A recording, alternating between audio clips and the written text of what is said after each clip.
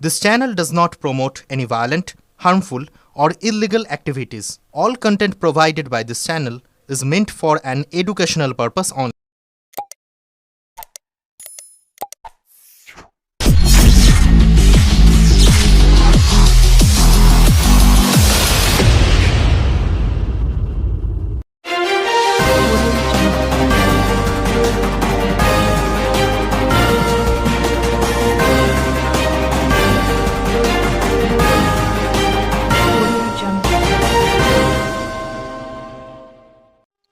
আমার একটা গানের লাইন খুব মনে পড়ছে, দেওয়ালে লিখো নাম, সে নাম মুছে যাবে, মনেতে লিখো নাম, সে নাম ভুলে যাবে।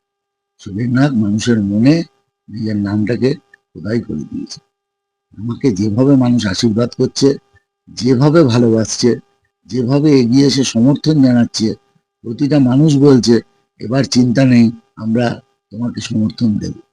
সেই জায়গায় দাঁড়িয়ে দুটো দেয়াল পুছে দিয়ে, দেয়ালের মধ্যে মোবিল ঢেলে দিয়ে ভারতীয় জনতা পার্টি সুবীরনাথকে আটকানো যাবে না। এটা বৃথা চেষ্টা। একদম শাসক দলের লোকেরা, আমার বিভিন্ন ওয়ার্ডে কাউন্সিলররা আমাদের ছেলেপুলেদের থ্রেট করছে, দেয়াল লিখতে দিচ্ছে না, দখল করে নিচ্ছে। এটা গত 3 দিন ধরে দেখছি বিরাটভাবে শুরু হয়েছে। আসলে আমার মনে হয় এরা ভয় পাচ্ছে। কিন্তু আমি একটা কথা বলতে পারি, আমাদের ভারতীয় জনতা পার্টি ক্ষমতায় এলে আমি বদলের বা বদলার রাজনীতিতে বিশ্বাসী নই। রাজনীতিতে আমি ক্ষমতায় এলে অবশ্যই চুঁচুড়ার মানুষকে ভালো রাখাটা আমার অঙ্গীকার। যে রাজনৈতিক দলই করুন না, কারোর কোনো অসুবিধা আমাদের রাজত্বে হবে না, বা আমি যে কদিন এখানে থাকবো, মানুষ যে দায়িত্বটা আমায় দেবে, আমি আশা করি কারোর কোনো অসুবিধা হোক, এটা আমি চাই না।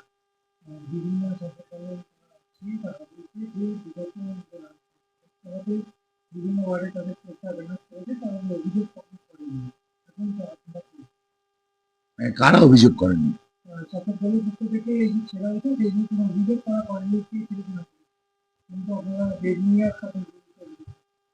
ব্যাপারটা হচ্ছে, আগে কেউ অন্যায় করেছে, কেউ প্রতিবাদ করেনি, তার মানে এখন হবে না, এটা তো হতে পারে না। আমার একটাই কথা, আমি সৌজন্যের রাজনীতিতে বিশ্বাসী। সবাই সবার প্রচার করুক, সবাই সবার কাজ করুক, মানুষ যাকে মেনে নেবে, মানুষ যাকে সমর্থন দেবে, সে বিধায়ক। এখানে মানে সেবা করবার জন্য যদি উদ্দেশ্য সেবা হয়, উদ্দেশ্য যদি মানুষের কাজ করা হয়, তার জন্য দখল করবার কোনো প্রয়োজন নেই। সেটা মানুষের কাজ করলে, মানুষের মনে জায়গা করতে পারলেই এটা হবে। এইভাবে দখলের রাজনীতিটা বন্ধ হওয়া উচিত। আমি শাসক দলের সমস্ত নেতা নেত্রী, যারা কার্যকর্তা আছে, তাদের বলছি, আপনারা আপনাদের কাজ করুন, আমাদের কাজ আমাদের করতে দিন। দয়া করে কেউ কারোর কাজে বাধা হয়ে দাঁড়াবেন না। আমি আমার কার্যকর্তাদেরও বলছি, কেউ কারোর কাজে বাধা হয়ে দাঁড়া, এটা আমি পছন্দ করব। চুঁচুড়া বিধানসভার বিভিন্ন ওয়ার্ডে দেখা যাচ্ছে বিজেপির দেওয়াল লেখনে কালি পড়ছে, বিজেপির অভিযোগ শাসক দলের দিকে, কি বলবেন? আমি জানি বিজেপির 4টে গোষ্ঠী, অন্য গোষ্ঠী নাকি কালি দিচ্ছে, আমি শুনেছি। প্রায় ক্যান্ডিডেট ওদের নাকি পছন্দ হয়নি।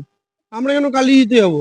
আমরা নিজেদেরই একটু কালি পেলে ভালো হয়, দেওয়াল লিখবো, ওই কালি দিয়ে ওদের দেওয়ালে দেবো।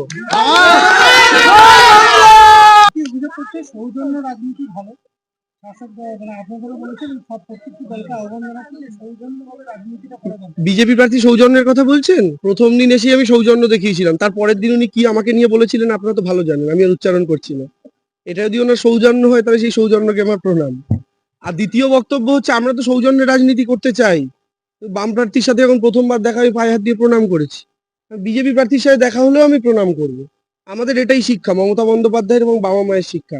কিন্তু দুঃখের বিষয় হচ্ছে, তারা রাজনীতিটাকে যে জায়গায় নিয়ে যাচ্ছেন। আপনি একটা কথা বলুন, বিজেপি প্রার্থীকে ব্যক্তিগতভাবে আমার কোনো বক্তব্য নেই, কিন্তু আজকে যে বিভিন্ন পাড়ায় সাধারণ মানুষদের যে এসআইআর এ ডিলিট হয়ে নাম আসছে, বিচারাধীন হয়ে নাম আসছে, এর দায়টা কাকে নেবে, কে নেবে বলুন তো? বিজেপিকেই তো নিতে হবে, তারাই তো করেছে এটা কেন্দ্রীয় সরকারের তরফে। তো এই সমস্ত জিনিসের পর সাধারণ মানুষ যদি তাদেরকে রাস্তাঘাটে প্রশ্ন করে, সেটাকে কি তিনি অসৌজন্য বলবেন? সাধারণ মানুষ ক্ষিপ্ত, সাধারণ মানুষ তিতি বিরক্ত। এসআইআর এর নাম করে যে পরিমাণ অত্যাচার অনাচার হয়েছে, এবং যাদের নাম ডিলিট হয়ে গেছে, তাদের আদৌ ব্যাংক অ্যাকাউন্টের ব্যালেন্সের অধিকার তাদের উপর থাকবে কিনা, তাদের জমি বাড়ির অধিকার তাদের উপর থাকবে কিনা, এটা বড় প্রশ্ন। ফলে আমাদের তরফে অসৌজন্যতার কোনো ব্যাপার নেই, আমরা সর্বত্র সৌজন্যতা দেখাচ্ছি। চুঁচুড়া সৌজন্যতার মাটি, শিক্ষার মাটি, ভদ্রতার মাটি। এখানে উনি যে ধরনের ভাষা ব্যবহার করছেন আমার মনে হয় মানুষ সেগুলো পছন্দ করবেন না। আর আমাদের তরফে কোনো রকম উল্টো দিকে যাওয়ার তো প্রশ্নই নেই, আমরা এই ধরনের কাজ করা পছন্দ করি না।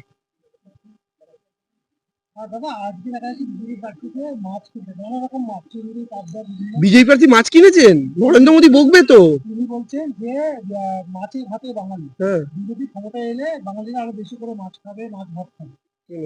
মানে এখন বাঙালি কম মাছ খাচ্ছে, মাছের সাপ্লাই কমে গেছে। আমি এটা কথা বলি, বিজেপি ক্ষমতায় এলে মাছ ভাত, মাংস ভাত, আমিষ ভাত যে বাঙালি খায় সেটা খাওয়া বন্ধ হয়ে যাবে। দিল্লিতে এরা ক্ষমতায় এসে আগে বাঙালি পাড়াতে গিয়ে মাছের দোকান ভেঙেছে। চুচুড়ারই তো বিজেপির এক নেতা বলেছিলেন বিজেপি এলে মাছ মাংস খাওয়া বন্ধ হবে। সংবাদ মাধ্যমে সেই জিনিস দেখেনি? সপ্তর্ষিরাম, তিনি বিজেপির নেতা, চুচুড়ার বিজেপির নেতা। আর তৃতীয় কথা হচ্ছে বিজেপির যে আইডিওলজি, তারা মনে করে যে হিন্দু মাছ মাংস ডিম খায় তারা হিন্দুই নয়, এটা বিজেপির আইডিওলজি। কিন্তু এই পশ্চিমবঙ্গের মাটিতে 84% বাংলার মানুষ আমিষ খায়। তো ওই জন্যই বিজেপি প্রার্থীকে আজকে মাছ খাওয়াটাকে বিজ্ঞাপন করতে হচ্ছে। আপনাকে সেই জিনিসটারই বিজ্ঞাপন করতে হয় যেটা আপনি জানেন প্রোডাক্ট ভ্যালু কম।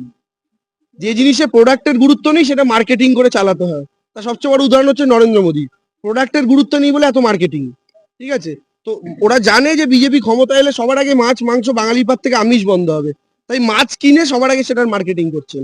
মাছে ভাতে বাঙালি, আমি জানি সুবীর বাবু একজন বাঙালি, তিনিও মাছ ভাত খেতে ভালোবাসেন, কিন্তু বিজেপি ক্ষমতা এলে তার কপালেও মাছ জুটবে না।